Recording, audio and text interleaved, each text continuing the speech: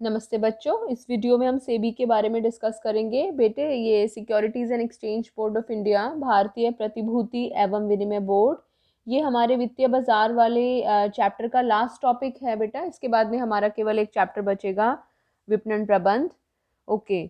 Securities and exchange board of India actually है क्या? ये एक ऐसी गवर्निंग बॉडी है जो हमारे देश में जितने भी स्टॉक एक्सचेंजेस हैं उन सभी को रेगुलेट करती है, उन सभी को नियंत्रित करती है, उनके क्रियाकलापों पर ध्यान देती है कि वो किस तरीके से काम कर रहे हैं या उन्हें किस तरीके से काम करना चाहिए। आपको एक इमेज नज़र आ रही होगी जिसमें हमने सेंटर में सेबी बनाया हुआ है और इसके चारों तरफ हमने 9 लाइंस खींचकर कुछ नाम लिखे हुए हैं। बेटा, जिस तरीके से भारत में जितने भी वाणिज्यिक बैंक हैं, जितने भी कमर्शियल बैंक्स हैं, उनको कौन रेगुलेट करता है? हमारा केंद्रीय बैंक। और हमारे केंद्रीय बैंक का नाम क्या है? Reserve bank of India. उसी तरीके से जितने भी स्टॉक एक्सचेंजेस हैं इंडिया में, हमारे देश में जितने भी स्टॉक एक्सचेंजेस हैं, उन सभी को नियंत्रित करने के लिए जो गवर्निंग बॉडी बनाई गई है, उस गवर्निंग बॉडी का नाम है सेबी। और सेबी की full form securities and exchange board of India, भारतीय प्रतिभूति एवं विनिमय बोर्ड। आप देख सकते हो यहाँ पे डायग्राम में आपको नजर आ रहा होगा कितने स्टॉक एक्सचेंजेस हैं जो कि सेबी से कनेक्टेड हैं। 1 2 3 4 5 6 7 8 9। बहुत सारे बच्चों से मैंने लास्ट टाइम पूछा था कि कितने स्टॉक एक्सचेंजेस हैं इंडिया में। तो अगर एक बार में हम सर्च करते हैं तो हमें उसका आंसर डेफिनेटली 23 मिलता है। तो अधिकतर बच्चों ने मुझे 23 आंसर सेंड किया था। ओके, तो इसीलिए फिर मैंने इसमें डिटेल यहाँ पर नोट करके बताई है कि सेबी से कितने स्टॉक एक्सचेंजेस कनेक्टेड है, how many stock exchanges are operative at present. Bharat में कितने स्टॉक एक्सचेंजेस हैं जो एट प्रेजेंट काम कर रहे हैं। So there are 9 stock exchanges. As per SEBI guidelines, January 2020, there are 9 stock exchanges.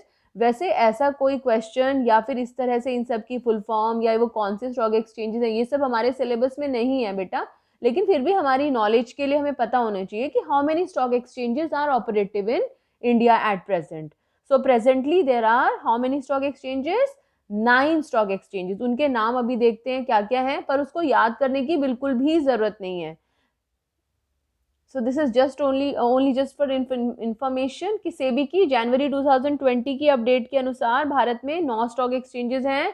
Bombay stock exchange, Calcutta stock exchange, India international exchange, Indian commodity exchange limited, metropolitan stock exchange of India, multi commodity exchange of India limited, national commodity and derivative exchange limited, national stock exchange of India limited, NSE and IFSC limited. और मैं आपको बता दूं, Delhi stock exchange है दिल्ली में, Asif Ali road पर। पता है आपको वो कब बंद हुआ? 2017 से वो बंद है। 2017 में दिल्ली स्टॉक एक्सचेंज को इनऑपरेटिव घोषित कर दिया गया था और इसे बंद कर दिया गया था। No need to remember, no need to write this information, केवल इसको समझने के लिए, आपकी नॉलेज के लिए मैंने आपको बताया है। आगे चलते हैं। अब बात करते हैं कि सेबी की स्थापना हुई कब थी। वैसे अगर देखा जाए, हम कागजी तौर पर देखें तो 1988 से ही, अप्रैल 1988 से सेबी ने काम करना शुरू कर दिया था। लेकिन 1992 में इसने एक प्रॉपर गवर्निंग बॉडी के रूप में काम करना शुरू किया था। क्यों?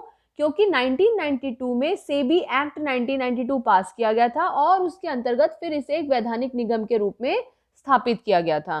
तो 1988 से वैसे तो इसने काम करना शुरू कर दिया था, लेकिन अगर कोई आपसे पूछता है कि सेबी की स्थापना कब हुई है, तो आपको इसका आंसर देना है कि सेबी की स्थापना 1992 में हुई थी, जब सेबी एक्ट 1992 बन गया था। अब बात आती है कि सेबी की स्थापना करने की जरूरत पड़ी क्यों थी। तो इसके लिए हम ये समझ सकते हैं उसके स्थापना के क्या क्या कारण थे। निवेशकों की संख्या बढ़ती जा रही थी, साथ ही साथ व्यापार दुराचार बढ़ता जा रहा था और इसी वजह से मार्केट से लोगों का विश्वास घटता चला जा रहा था।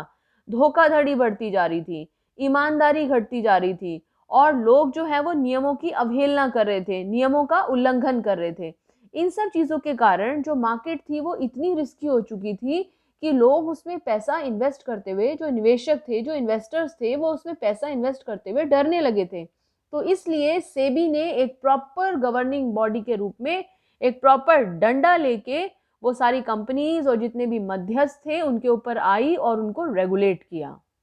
इसे आप नोट करना चाहे तो नोट कर सकते हैं। आगे चलते हैं, पहले से वीडियो को पॉज करके इसे नोट कर लीजिए।